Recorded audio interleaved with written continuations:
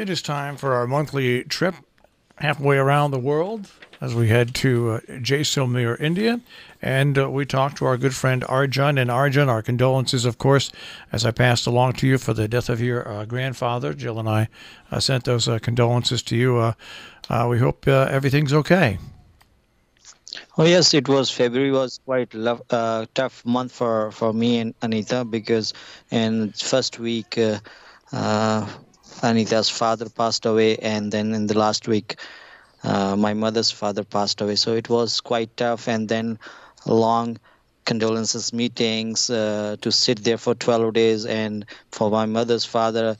I had to go like 50 kilometers far from the town in a small village there near the dunes. So lots of rituals there, and sometimes it's really very tough. You need a lot of off from the schools continuously for 12 days during my father-in-law when he passed away, and then at this time when my grandpa passed away. So it was tough, but the problem, the big tragedy with me was that when Anita's father passed away, and Anita and I, we were not here in the town. We were in Udaipur, which is about 600 kilometers far from the town, and we went there because Anita had to appear in their exam of a teacher there. So we were there on 3rd of January, and on 4th of January, we were just planning to stay there for a day and spend some time in Udaipur. But in the morning, I got a message from Anita's brother that his father is not feeling better, so better if we come back. So I didn't tell it to Anita, and I had a car with me, my friend's car. I went there with a car there. So Anita and I started our journey back to Jaisalmer, 600 kilometers long journey, a lot of tolls in the way there because it's in a highway. So I took a small other way, and then but I tried my best to reach because it's a ritual. Because when a person dies, and the face of the dead person is shown to the family members. So right at 2:30 or 3, I got again a phone call from Anita's brother that his father passed away. And even I didn't tell it to Anita. I tried my best if I could reach to Jaisalmer before 5 or 5:30, because if sun sets, then they don't wait for our people, because it's compulsory, it's a mandatory to cremate the body before sun sets. So I tried my best, but I couldn't reach on the time, and unfortunately, Anita couldn't see the face of his dead father. So that was tough for me. And when we reached in Jaisalmer, finally I had to tell to Anita that something happened, a big tragedy for you. But anyhow, she just managed herself. And then I rushed to the cremation ground right at 5:45 or like that. Near that, I could see the flames there, but I couldn't even see the face of my father-in-law. So we did our best. Last for 2.5 years, he was sick, and he was having that kidney problems. So he was on dialysis. We knew that it's going to happen maybe one day, but we never thought it would be like that we would be not very close to him and it would happen. So it happened. It was a big tragedy. Anita still can't forget these things. And every time he just watches uh, some albums or the photos of his dead father and cries a lot. And every time he says that, wish I could see his face. But, well, it was not in our destiny, so we missed it. But my mother's father, he was 90 years old and he died peacefully. So that was something else. But Anita's father, that was a huge tragedy for the family. And it was very sudden? No, it was not very sudden. Actually, he was having the kidney problems for last 2.5 hours. 2.5 years. He was the one you were taking for dialysis? Yes, we were taking him to the dialysis every time, twice in a week. So it was tough for him. But finally, last time when I went with him on 14th or 15th of December, I was in Ahmedabad with my father-in-law, and doctor just called me in his chamber and said that I don't think there are any chances, because now the problem with the heart starts, and lungs and all those things and all the other parts of the body are affected, and they have to just inject blood in the body. So he told me that maybe 2 or 3 more months or maybe 5 more months, that's it. But I never thought that it would happen so sudden, because on 16th of December, the doctor just discharged us from the hospital, and we reached here in Jaisalmer on 17th of December. So it happened on 4th of January. So I never thought it would be like this, because when we planned to go to Udaipur for Anita's exam, I met my father-in-law, and even Anita met her father, and he said, yes, I'm fine and you can go. So we went there. But the thing is that we couldn't reach. So even all the other family members, whenever there's like the Anita's sister sometimes says to Anita that you missed it. Well, so when someone says that you missed to see the face of your father when he was dead. So here it is like for us, it's a big ritual. So when the person dies and the body is kept in open in a room there, and everyone is just invited to see the face and for the hands. But we missed it this time. But my mother's father passed. We all did these things. So it was tough for Anita, especially because she loved her father a lot, and she, being the eldest, the most responsible person, and I think more than 400 people who were just waiting for me and Anita on that day. They called us. They say, if we will just wait for you, if you are coming right 5. I tried my best. Even I drive very slowly, but on that day it was on a high speed, and like 140 per hour. It was like 140 kilometers per hour. But the thing is that I had no time, so we couldn't reach on time. So it happens. But being the eldest daughter, Anita had to do all other responsibilities. Like me and Anita, we stayed at Anita's father home for continuously for 12 days. It was tough for me to sit on the ground.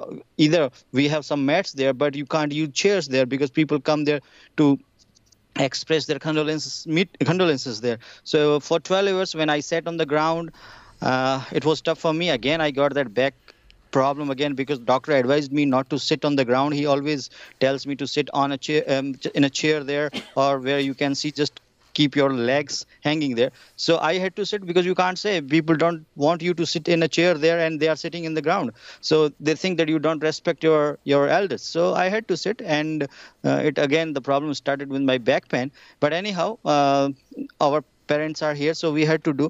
And but finally it's fine. And then the other thing is that in these 12 days, all the family members, they stay there. They eat both times, like in lunch and dinner there. So we had to manage about 50 to 60 people on lunch and dinner. So food for all those family members. And being the eldest daughter, it was even my duty to arrange all those things. So it was very busy, challenging, tough, and new for us, because every time, well, being in touch with the modern world, I have so many friends on the Facebook, and as I just visited US, so it was sometimes not very easy for me to make a fine balance between all those things, between the rituals and modernizations, because as after the 12 days, I was ordered to have a black cap, because it tells that someone died in your family, and you have to keep this black cap for 3 months. And I said, no, I'm not going to do this, and I didn't do it.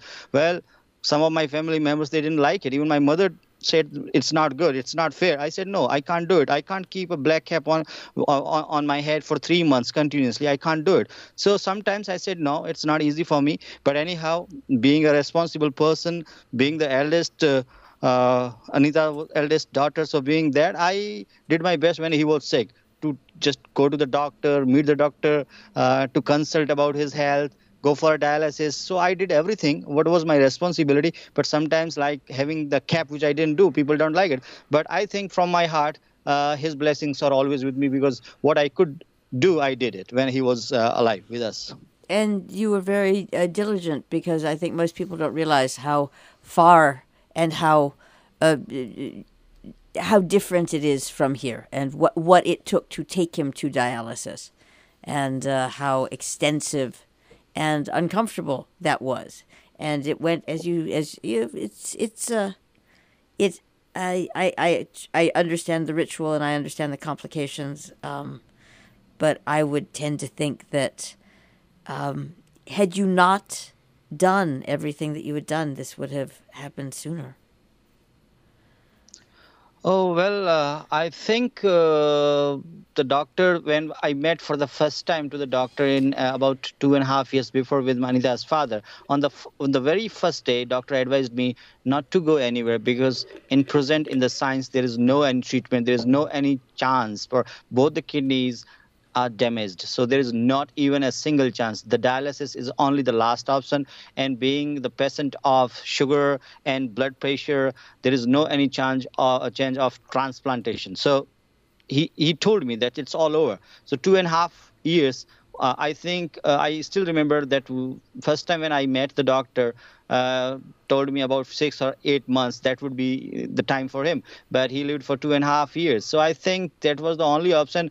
And he even knew very well that, well, it's the time is coming, and there's no time for him to live more. So every time when we went to the doctor, he always liked to tell me that, why are you wasting your time, energy, and money, and all those things, because I know very well that what's going to happen soon. But I told him that miracles happen, and I think miracle happened for 2.5 years, because the doctor told me for 6 or 8 months. But anyhow, he lived for this for a long time. Well, being my teacher, because when I was in school, he was my teacher. So first he was my teacher, and then he became my father-in-law. So, and Girdhar is very attached with him. So I think what I had to do, I did it. And he's now he's now in peace, because the dialysis, I remember, that was a terrible, really a very painful process for 4 hours, and then to travel about 300 kilometers sometimes, and then to come back and for twice in a week. So it was very tough for him. So I always close my eyes and I say, stay there peacefully in heaven, because I think there is no any other option we had at that time.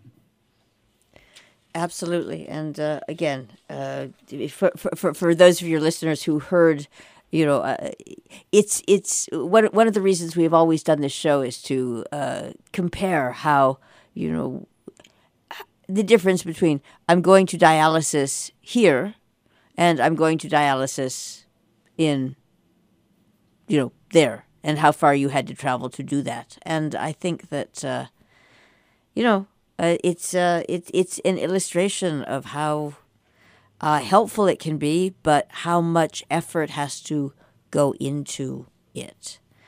You had said in December, I think, and I have got just a quick question. How long is the traditional mourning?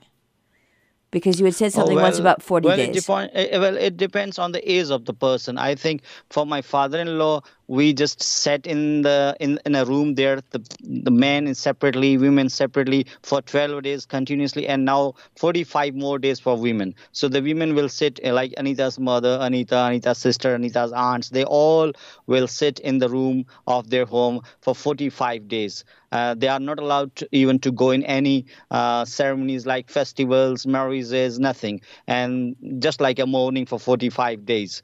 For my mother's father, it's only for 12 days, because he was 90 years old. So it depends on the age of the person. If someone is too young, like 30 or 25, then sometimes it goes more for 6 months. So it's really very painful, very tough. If someone dies young in the family, then the people, they just keep these kind of condolences meetings for about 6 months. And my father-in-law, then it's like 45 days. And then if someone who is like 85, 90 or more than 90, then it's only 12 days. So it depends on the age of the person who died. Thank you. All right. Well, again, our condolences and best of luck, and we miss you, and we will talk to you next time. Thank you very much, Arjun Singh. Thank you, ma'am. Thank you, sir.